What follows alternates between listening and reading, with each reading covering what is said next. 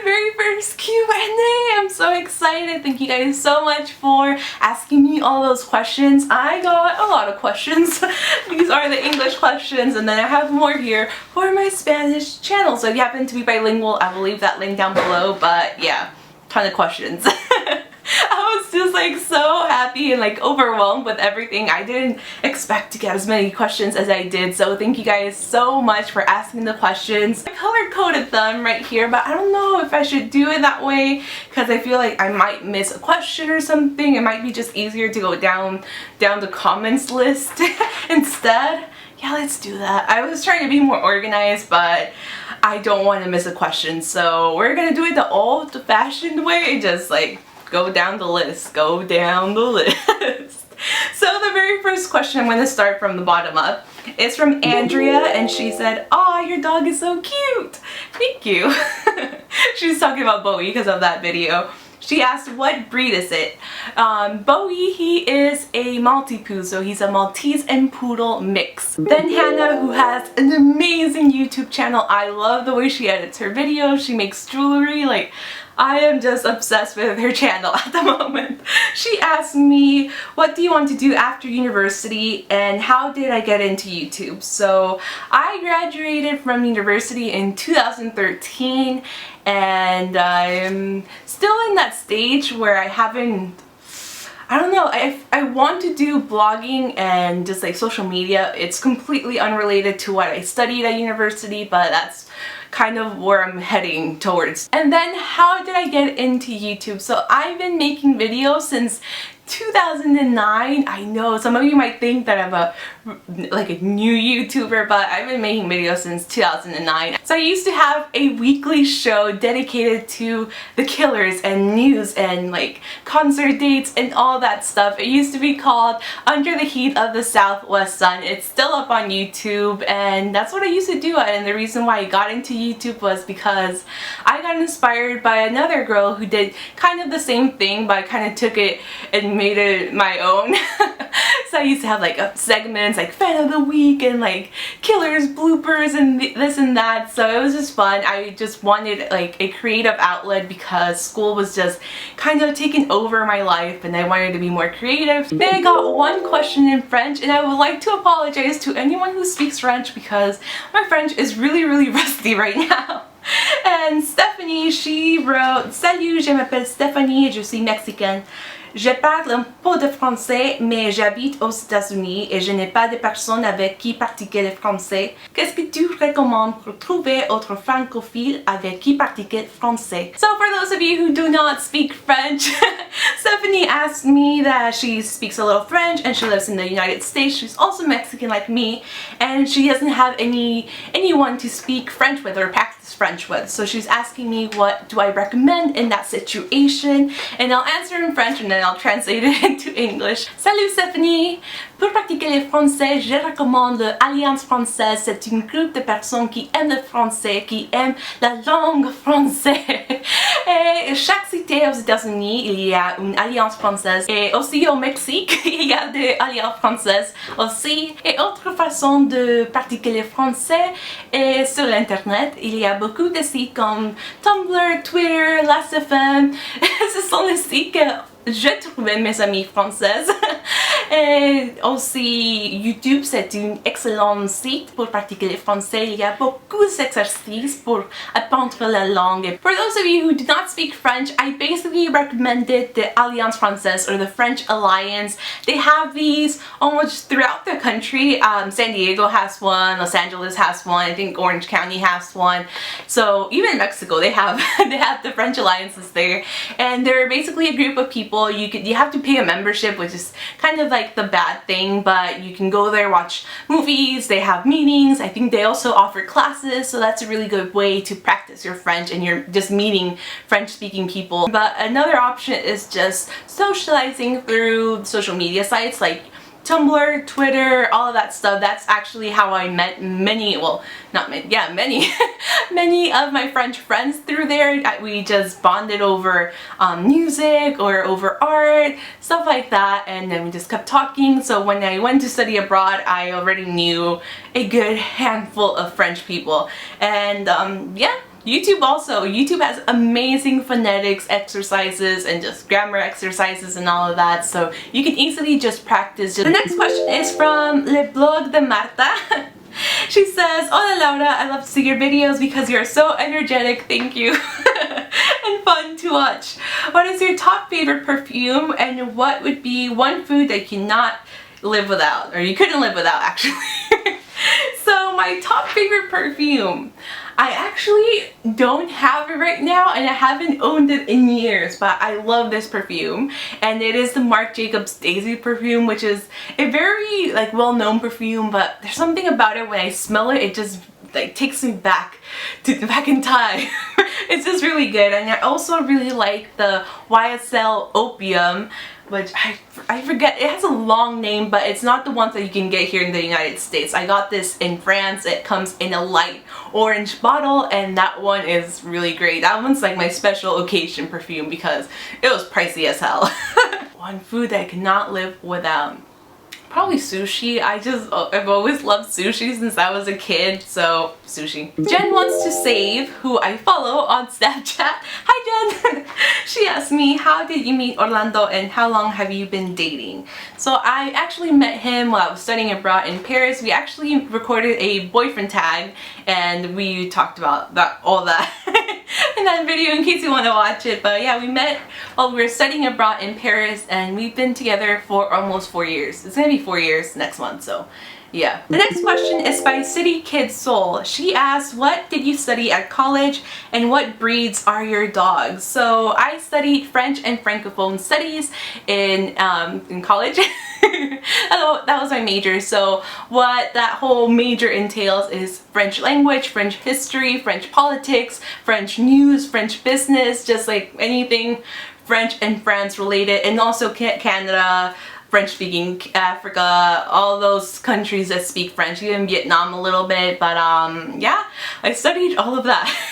And for my European Studies minor, what I basically did with that minor was learn a lot of history, a lot of politics, the European Union. We also learned a lot about European art, so film and stuff like that. It was a very interesting like major and minor. I really enjoyed it.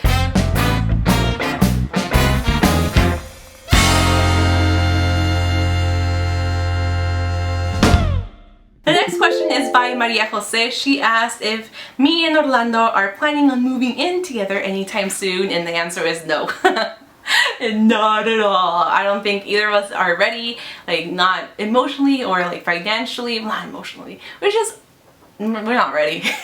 We're not ready for that, so no, we're not moving in anytime soon. Maybe, I don't know, I don't like thinking in the future too much. It's just kind of like you never know what's gonna happen, so we're not planning on moving in. I just redid my room, so no. And I have another question by Jen. She asked if I have any plans of doing a meet and greet with my local followers. I would love to do another one. I did one, when was it? Earlier this year, I think? Or last year? The Maidable one? The Maidable one that I did a few months ago, and that one was really fun. I was really nervous just because I'm a very anxious person, but yeah, I would do another one. That would be cool. I don't know, I wanted to do like a picnic in Balboa Park, but I don't know how many of you are from San Diego. So if you are from San Diego, other than Jen, because I know she lives here, so if you're in San Diego, just let me know in the comments below. I would love to organize some type of picnic at Balboa Park or something where we can just like sit down, like have some food, chat and all that stuff, just really like laid back, for just hanging out basically. Then we have a question by Jen's Journals, and she leaves so many nice comments, so thank you so much. She says, love the energy you showed in this video and your puppy, thank you. Anyway, for your Q&A video, I would like to ask how your friends are reacting to you when you found out / told them that you have a YouTube channel.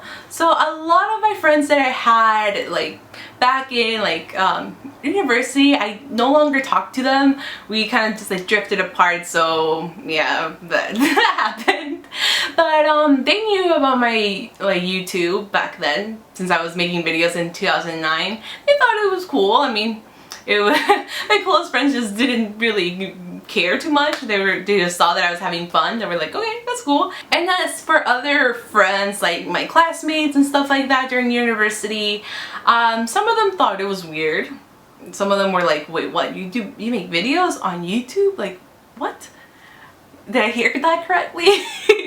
They just didn't know that whole area. And nowadays, like, the majority of my like bestest friends are people that I met online and people that used to watch my videos back in 2009, 2010.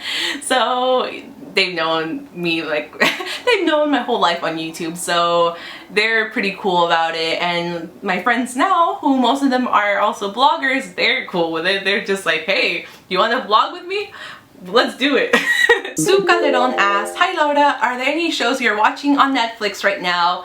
No. I don't have Netflix. I haven't had Netflix in maybe like 5 years, and I don't really watch too many TV shows, but I am watching a series right now, not on Netflix. I just started watching Sailor Moon Crystal because I'm a nerd and I wanted to compare it to the 90s version, so I started watching Sailor Moon Crystal literally today, like at 4 a.m. and now I'm in episode 9. I do have a sibling. I have one younger brother. He's 4 years younger than me, and he's actually in one video in this channel, which is the most awkwardest video that I've ever recorded. You can watch it. It's one of my older videos.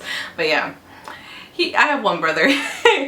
He doesn't like being on YouTube, so you won't be seeing him anytime soon. Then I got a question from my motivational speaker, Cass Jazz. She leaves the best Instagram comments, like hands down. She said, welcome to the world of minimalism. What made you switch to the world of less is more? Are you enjoying have the clap bare necessities? I love you, homie. I love you too. I love you too. So what made me switch to the world of less is more? I was basically, like I said, I deal with anxiety, so I was just getting really anxious with everything that was in my room. Like I still had like schoolwork from 5th grade in my room. Like, yeah, like really old stuff. I had my Barbie dolls like underneath my bed. I just had way too much, and I still have a lot actually. I still have quite a lot in my room, but it's definitely a lot better now. I don't feel anxious. I know where things are, so I'm not like just like looking for them. And another one of my friends, he's also from San Diego, Brian, who has a YouTube channel. I will link it down below. He asked, what's my favorite 18 song? Oh my god. He and I have talked about the 18s quite a bit over on Twitter. I love the 18s. They were like my favorite pop group of the late 90s, early 2000s. Swedish pop group. Oh man, so good, so good. My favorite song. Oh man, it always changes. It used to be Floor Filler back in the day, and I even had my email. My email was Rockin' Floor Filler for the longest time. I think Sugar Rush. Right now, I don't know, I just really like that song, and I think All My Love I really loved as well. But yeah, I really like the Teen Spirit era. That was like my thing. I really liked it. So yeah, those two, and you'll have to let me know what your favorite is in the comments. And then I have a question, well actually 2 questions from Marissa D. She asked, have I watched Caitlyn Jenner's new show? I have not completely. I've seen one episode here, one episode there, and at first I was really excited about Caitlyn Jenner. I was just like super supportive, like yes! But recently with like the comments she made on the Ellen show and how she was just not very sure about supporting gay marriage, I don't know, it left a really bad taste in my mouth. Like, oh, I could talk about that, but it's just, I lost a little bit of respect for her in that interview, so I'll probably not be watching Caitlyn Jenner's show. And I also, based on like the previews, it seems like the show initially started out as like an educational show and just like trans awareness and this and that, and since it's on E, they obviously want the ratings to go up, so they've been adding too much like drama and like, I don't know, I'm just like not into it. Any television or Netflix recommendations? I am so bad at TV shows, but in case you've never watched Bored to Death, it was on the show on HBO starring Jason Schwartzman. I think I would recommend that. I love Jason Schwartzman. I love that show. I was so bummed out when they canceled that show, but it's a good show. It's pretty awkward. I mean, it's Jason Schwartzman. He's like my spirit animal, so I would recommend Bored to Death. And if you like Sailor Moon, you can watch Sailor Moon Crystal. It's not as good as the 90s version, but Sailor Moon. Then Laura Jane, who also has a YouTube channel. I keep mentioning like also has a YouTube channel, but a lot of these people have YouTube channels and I think you should check them out. So she asked me a few questions actually. So first question is, which YouTubers that you watch do you feel inspire you or influence your videos the most? I used to love, well I still love her, but Essie Button, I know she's not Essie Button anymore, but she inspired me to just make my channel because when I started watching her, she was one of the very few people who were kind of had a very similar like upbeat like personality like I do, so I just really liked her approach, and she was just very just casual and like she didn't really care what anybody thought of her. So like her personality and the way she presented herself reminded me a lot of like how I am. Also Abby from the channel Averso7, she inspired me a lot too. So both of them inspired me quite a lot. Another question that I got from Laura is, do you ever feel discouraged about YouTube or blogging because of the number of people also doing it, and how do you overcome it? First, I kind of felt a little bit discouraged. I mean, there's still a lot of people, and I get comments about, basically spam comments every single day, like, hey, check out my channel, hey, do you know that I also do YouTube videos? Please stop doing that. Please stop doing that. I don't think that spamming necessarily is going to help your channel. Maybe you'll get 50 subscribers that way, but focus that energy on making good content instead of going around YouTube and leaving those spam comments. So please stop. And I don't feel discouraged. I've tried to just block everyone. Well, not block them completely, but just not compare myself to other people, because if you do that, you're just gonna get discouraged and like, oh my god, why can I be like her, or why did she get all these subscribers and I'm still stuck at this number? So just remember, you're on your own path, like your own YouTube path. Maybe it'll take a little bit longer to get those subscribers and get noticed, but it'll be worth it because you won't have to be compromising your personality or your channel or any of that. So that's the way I've been doing YouTube recently, and just like kind of focusing on myself, making videos and content that I'm proud of. So that's one way of dealing with the discouragement or just the overwhelming amount of people. Just focus on you. Do you, boo? And then the final question that Laura asked are, what are some affordable must-dos in Paris? I'm going there in November. Oh, I'm jealous of that. But one of the things you can do, Paris is a very student-friendly city and very friendly towards people that are 26 and younger, so you can get discounts in a lot of places.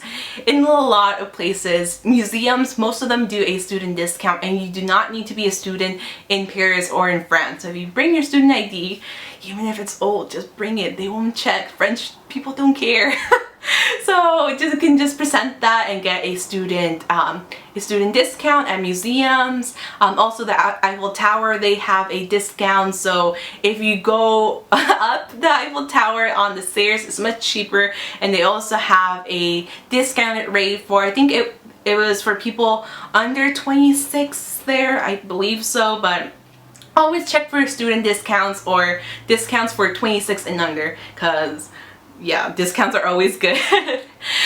If you want to go to the Louvre, Fridays after 6, hopefully this is still correct, but Fridays after 6 at the Louvre, it is free, so you just have to present your passport or student ID and you'll get to the museum for free after 6 p.m. Don't fall for the tourist traps. But if you want more, I can just like shoot you an email or something, because I would love to help and guide you through Paris virtually. Then we have a question by Papier Flora, I hope I'm saying it correctly. How is your relationship with your body image, and what do you do to improve it, and what do you do to bring positivity into your everyday life? So good to see another video from you. Thank you. I'll be the first one to tell you that, I mean, it always goes up and down. I am not very happy with my body at the moment, but I don't want to let that just like bother me too much or bring me down. Like, yes, I'm not happy with it, but I'm not going to be focusing on that every single day. So the thing with body image and confidence and my overall just view on life is actually really negative. it comes just really easy. I kind of tend to be a little bit on the pessimist side naturally, so what I have to do is kind of like train my brain.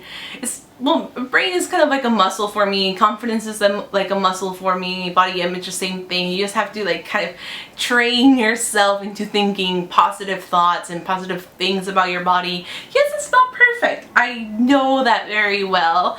And some people even point it out, which I find very rude, but well, what can I do? But I just have to train myself to focus on the positive things. Like, yes, it's not perfect. I have humongous thighs, but my health is good. So that's a good thing. And I have the energy to go out and like exercise and like eat better and all that stuff. So I always have to focus on the positive side, and the same thing with just bringing positivity into my everyday life. If I don't exercise that part of my personality, just thinking positive things, I'll just go into my pessimist thoughts and just feeling negative and just down. So it's kind of like a muscle that you need to train. You just need to do these positive affirmations and like listen to like happy music and do things that make you happy. So that's the way I've been like training myself, bringing positivity into my life, and also not focusing too much on the negative. The next question is from my friend Siri here on YouTube. She is from the channel A Wildfire Life. I will leave it down below as well. She asked top 3 things that you prefer about Europe and top 3 about the US. So top 3 things about the US. Definitely number 1, all the cultures that we have here in the US. It's an insane amount of culture. The second thing that I love about the US is traveling around the US, because you get so many different landscapes. You get forests and the desert, and then you get like the cities, but cities look completely different. Like San Diego looks different from LA, and LA looks different from like New York. It's just so different, and there's just so much to see here. This is kind of a weird one. Just shopping, because I don't know, that made me sound very materialistic. I love the shopping here in the US, but it's amazing. You can save money in so many different ways. Coupons, apps, sales, and like stores, like specialty stores. Like if I want to buy MAC on a discounted rate, I'll just go to the outlets. And I never noticed that until I moved to France, that it's so much easier to save money in the US. Like shopping in France was just like, what the hell? It's like 7 euros for a little tiny tube of toothpaste, which was crazy. But yeah, definitely all the ways you can save money here in the US, way better than Europe. But now let's talk about Europe. Top 3 things about Europe.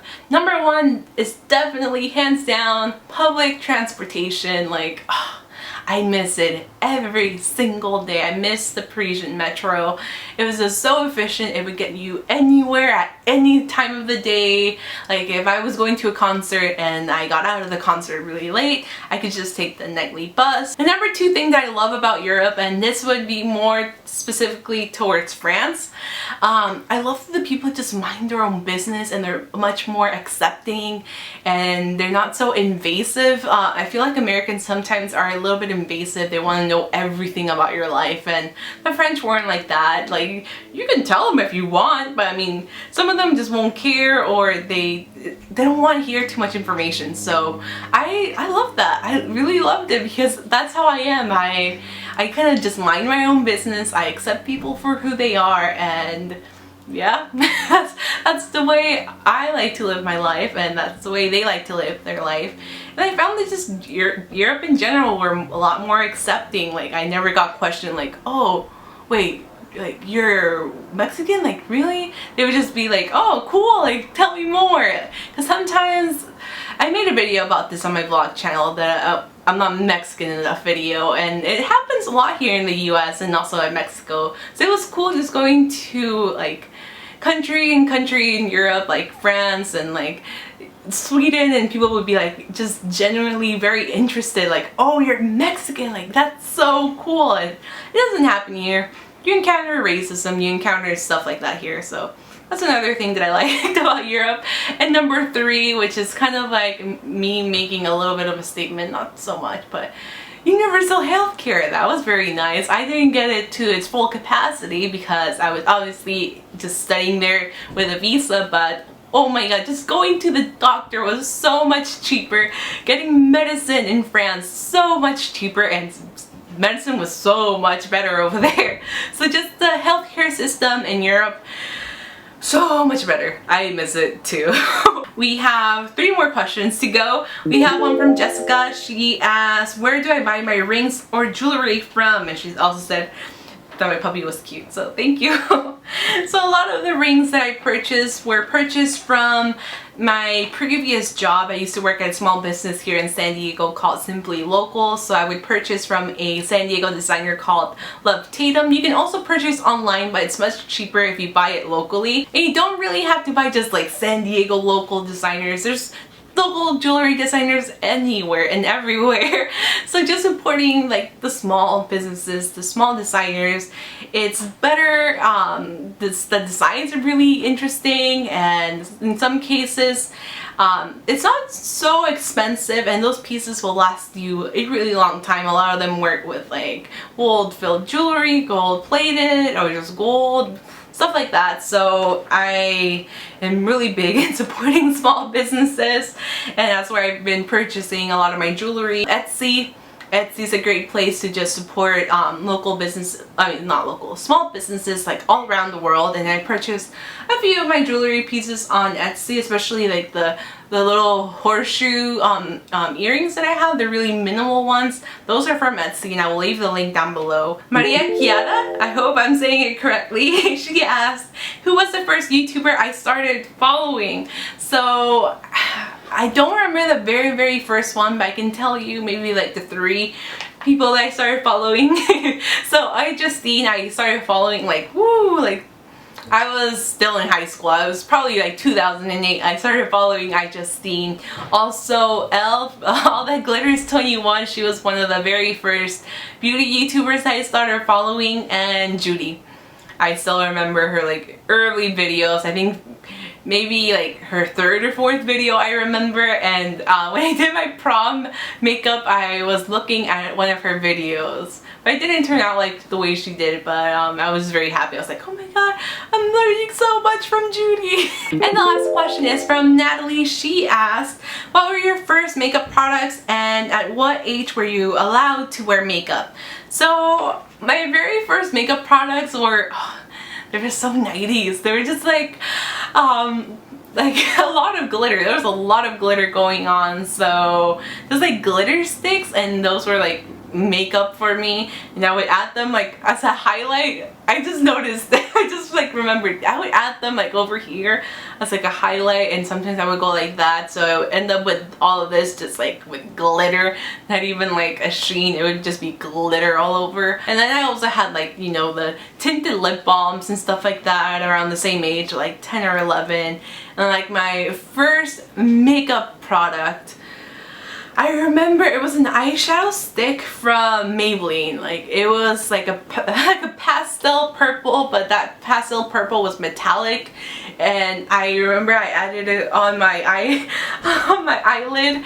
I did not blend. It was just like a stark line of purple.